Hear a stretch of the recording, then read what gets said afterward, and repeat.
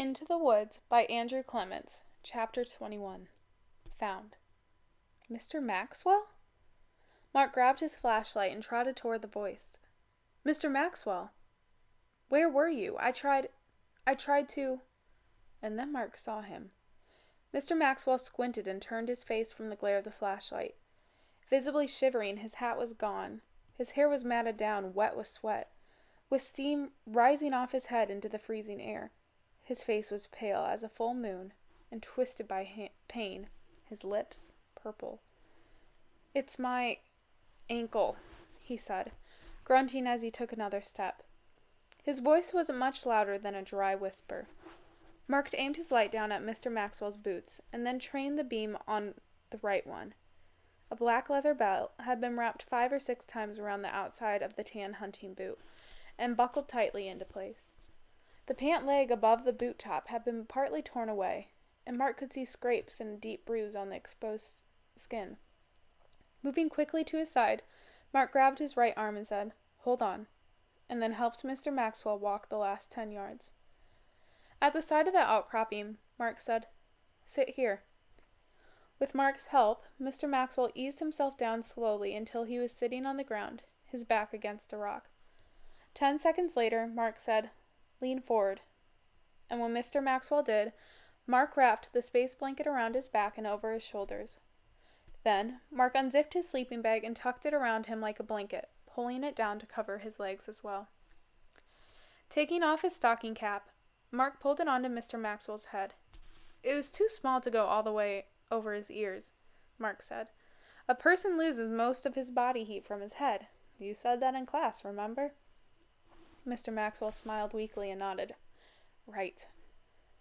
Mark pulled on his jacket and his headlamp, walked over to some fallen trees, and gathered quickly an armload of sticks. Then he looked around the edge of his fire pit until he found the 2 wads of birch tinder he hadn't used earlier. Using a stick, he stirred the ashes of the campfire to see if there might be a live ember hiding there. Nothing. So, Mark pushed the warm ashes to one side, laid the tinder in the center, pulled the striker bar and the hacksaw blade from his jacket pocket, and in 30 seconds had a fire kindled.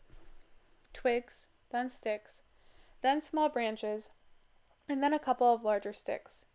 An occasional gust of wind blew the smoke back toward Mr. Maxwell, but mostly the fire pit was well shielded by the outcropping.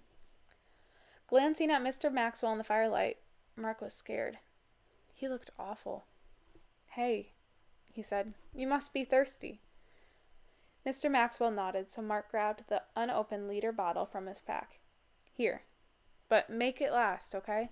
I've only got a little more in the other bottle, but I've got some food. Back in a minute." Mr. Maxwell watched the headlight bob through the darkness as Mark trotted out to his hanging stuff sack, saw him lower it to the ground, and then trot back. He fished into the snack, then holding out one of each, Mark said, "Energy bar or Snickers?" Mr. Maxwell said, "Energy, please." The water must have helped because his voice sounded more normal.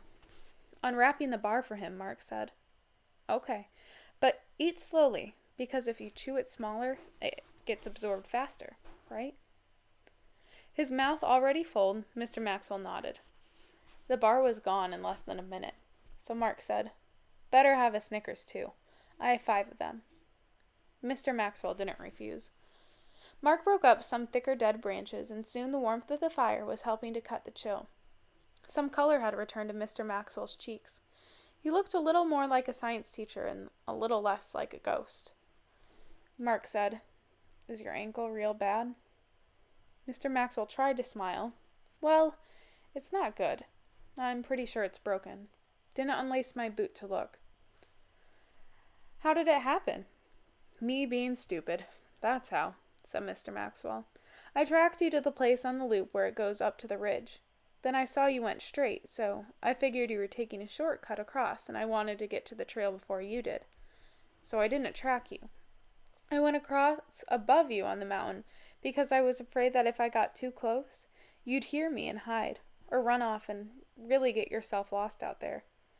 So I got to the trail and I'd figured I was above you, so I started hurrying down, which is 2 mistakes at once. Hurrying when I was alone, and hurrying downhill. I knew I was tired and dehydrated and light was getting bad, but I hurried anyway.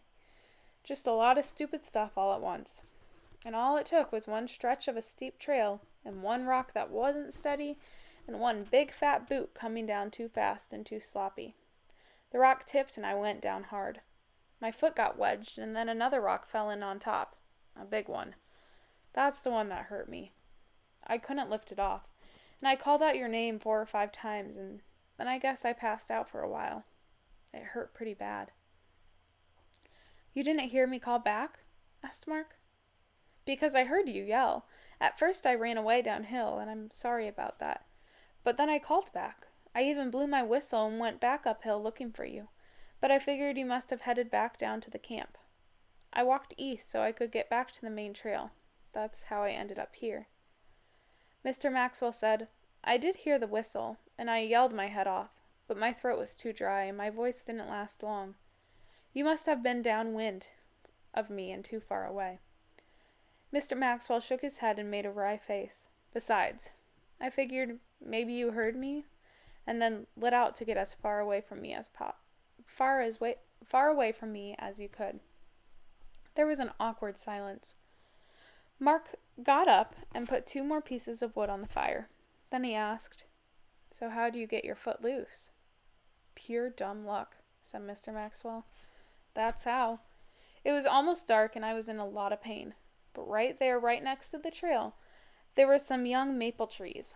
And I looked at the rock pinning my ankle, and I could see that if I had a lever, I could pry it up enough to get my foot out. But dead wood breaks too easily, said Mark. I've been breaking up maple all night for firewood. Who said anything about deadwood? Asked Mr. Maxwell. I used live maple, about 8 feet long. You broke off a live tree?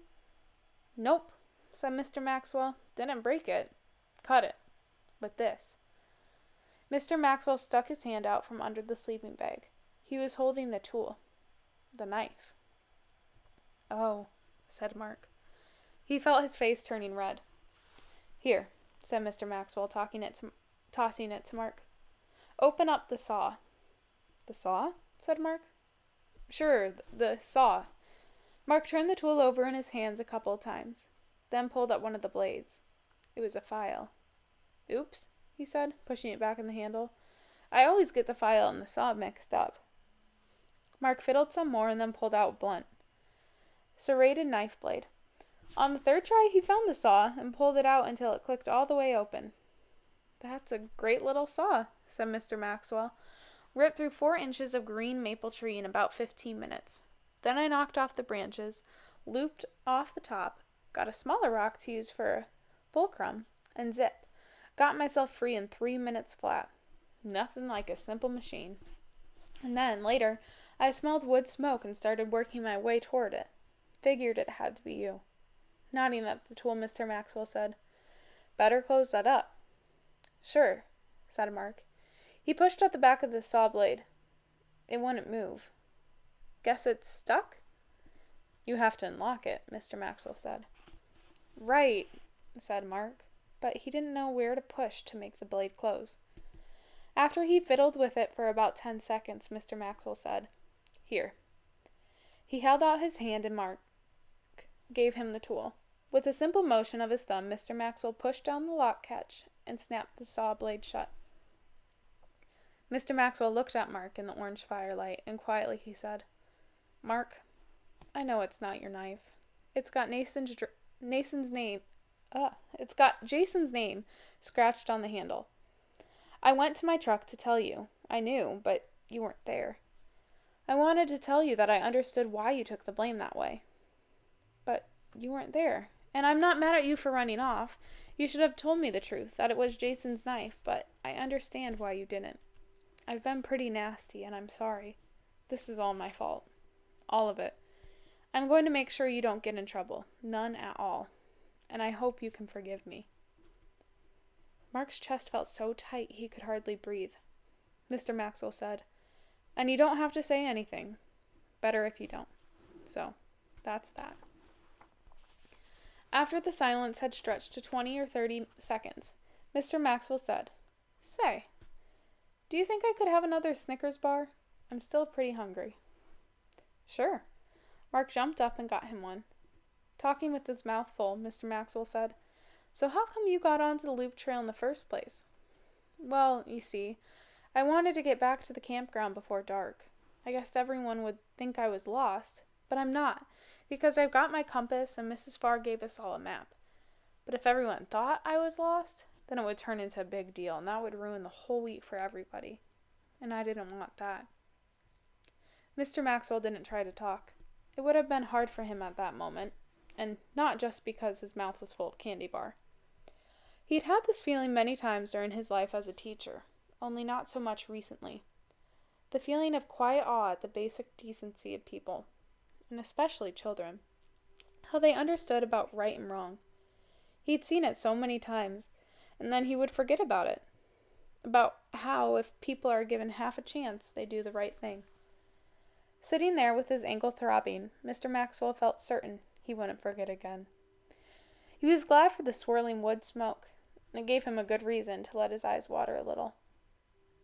When he'd finished the Snickers, Mr. Maxwell saw the piece of maple branch on the ground beside Mark's sleeping area. He reached out from under the sleeping bag and picked it up. "What's this, Mark?" Mark said, "That's my bear stick." "Oh," said Mr. Maxwell. "Right. It's a nice one, good and sturdy. Mind if I borrow it?" Mark looked surprised, but he said, "No, you can use it." "Good," said Mr. Maxwell, "because it looks like a good cane to me." He tossed the sleeping bag to one side and struggled to his feet. "I know you've got a couple of flashlights. You say you've got a map and a compass?" "Right here," said Mark, patting his jacket pocket. "Great," said Mr. Maxwell. "Then let's get this fire put out and break camp. If we go due east anywhere below Barker Falls, we'll run smack into the main trail. Can't miss it. I'm guessing it's about maybe an hour from here. At my speed, that is. We'll get to the trail and head down, and by sunup, we'll almost be back at the campground. Probably make it in time for breakfast. First morning, it's always pancakes. Ready to go?" Mark was ready.